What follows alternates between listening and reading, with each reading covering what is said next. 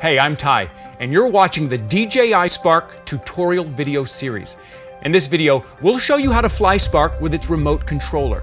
In part 4 of this series, we'll discuss how to fly with just a mobile device and virtual joysticks. Now to get started, power on the remote controller, then the aircraft.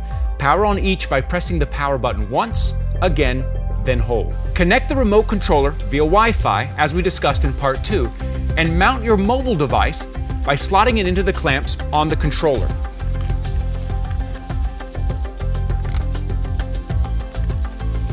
Push both clamps inward until your mobile device fits snugly. Next, find a suitable takeoff point on level and open ground. Don't take off in tall grass or on sand, as debris may enter the motors and affect aircraft performance. If there's no suitable takeoff point in your vicinity, you can always try palm launching, which we'll discuss in part 5. After choosing a takeoff point, open DJI Go 4, enter the camera view, and check the aircraft status bar at the top of the screen.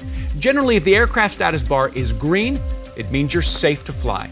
If the bar is yellow or red, you may need to calibrate your IMU or compass, or move away from magnetic interference to gain GPS signal.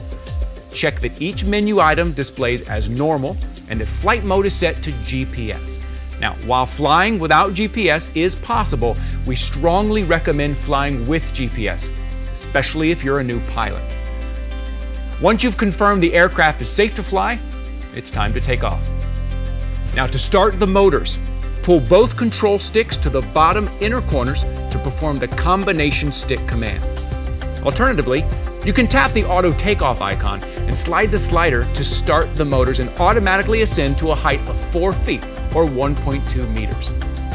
Now let's learn how to fly in the default stick mode, which is mode 2. You can choose alternate control schemes in remote controller settings to suit your preference. Now to ascend or descend in mode 2, push the left stick up or down. To adjust the aircraft's heading, turn the left stick right or left.